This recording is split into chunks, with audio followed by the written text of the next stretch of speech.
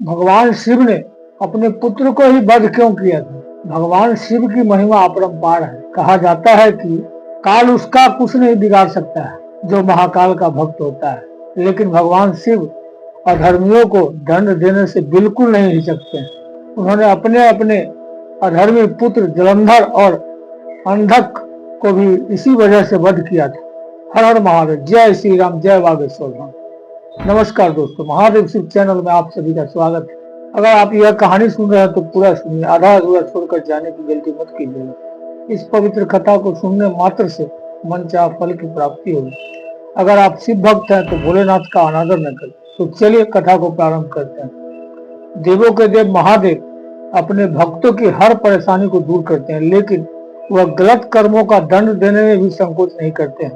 भगवान भोलेनाथ ने पाप करने वाले पर अपने पुत्रों को भी नहीं बख्शा था। उन्होंने अपने 2 पुत्रों को वध खुद ही किया था।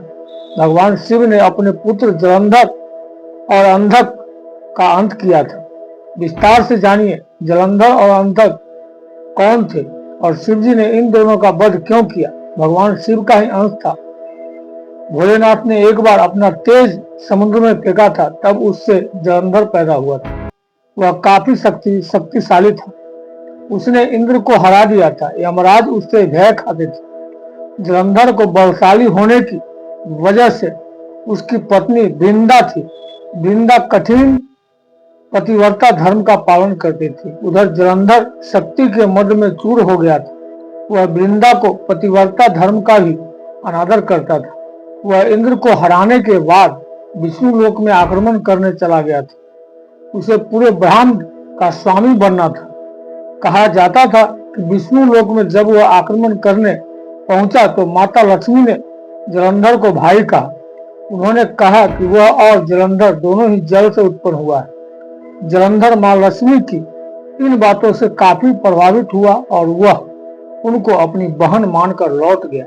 इसके बाद जलंधर ने कैलाश पर आक्रमण किया। यहाँ उसने माता पार्वती को हराने की योजना बनाई।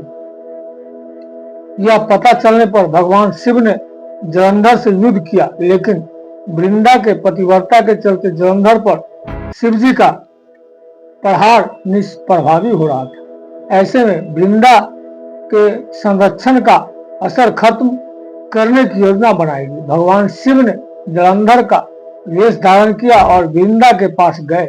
वृंदा भगवान विष्णु को जलंधर मानने लगी और उनसे पति समान व्यवहार करने लगी। इससे वृंदा का पतिव्रत भंग हो गया। उसका जलंधर को मिल रहा संरक्षण का प्रभाव भी खत्म हो गया। इसके बाद शिव जी ने जलंधर का वध किया। कहा जाता है कि पतिव्रत टूटने से वृंदा ने आत्मदाह कर लिया था। वृंदा ने आत्मदाह की राख से तुलसी का पौधा जन्मा था।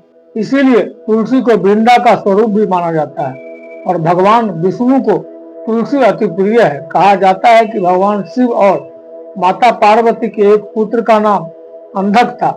इसका जिक्र वामन पुराण में मिलता है। कथा इस प्रकार का है कि भगवान शिव काशी में तपस्या कर रहे थे। इस दौरान माता पार्वती आई और उन्होंने भोलेनाथ की आंखों को ढक दिया। इससे पूरे जगत में अंधेरा हो गया। सभी लोगों में हाहाकार मचने लगा। भगवान शिव ने जन कल्याण के लिए अपनी तीसरी आंख खोली थी। भगवान शिव की तीसरी आंख खुलने से भयंकर उष्मा, ताप और ऊर्जा पैदा हुई। इस वजह से माता पार्वती को पसीना आया। माँ के पसीने से भयंकर मुंह वाले एक बालक का जन्म हुआ।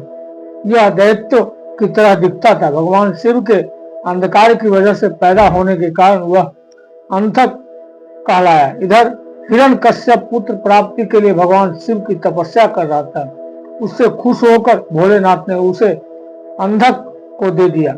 वह दैत्यों के बीच पला बढ़ा। उसने ब्रह्मा जी को प्रसन्न करने के लिए कड़ी तपस्या की। तब ब्रह्मा जी ने खुश होकर उससे वरदान मांगने के लिए कहा। तब अंधक ने ब्रह्मा जी से वर मांगा कि अगर वह अपनी मां पर बुरी नजर डालेगा तभी उसका अंत होगा। इसके बाद अंधक के अत्याचारों का सिलसिला शुरू हुआ। वह सबसे सुंदर स्त्री से विवाह करना चाहता था। ऐसे में उसे देवी पार्वती के बारे में पता चला था। कथा बताती है कि अंधक अपने जैविक माता पिता के बारे में नहीं जानता था। वह देवी पार्वती के रूप से मोहित होकर उनके पास विवाह का प्रस्ताव लेकर पहुंचा। माँ पार्वती ने उसे क्रुद्ध होकर भगा दिया, लेकिन ब्रह्मा के वरदान के अहंकार में डूबा अंधक माता पार्वती को ही जबरन ले जाने लगा। ऐसे में भगवान शिव वहां पहुंचे और उन्होंने देवी पार्वती पर बुरी नजर डालने वाले अंधक का वध किया। इस तरह ब्रह्मा जी के वरदान का मान भी रह गया, क्योंकि माता पार्वती ही अंधक की माता थी। वीडियो को बोलते समय कोई त्रुटि हुआ हो तो मैं क्षमा चाहता हूँ। उम्मीद है वीडियो अच्छा लगा है। महादेव के सच्चे भक्त हैं तो कमेंट में लिखे हर हर महादेव। मिलते हैं अगले वीडियो के साथ। जय श्री राम, जय बागेश्वर।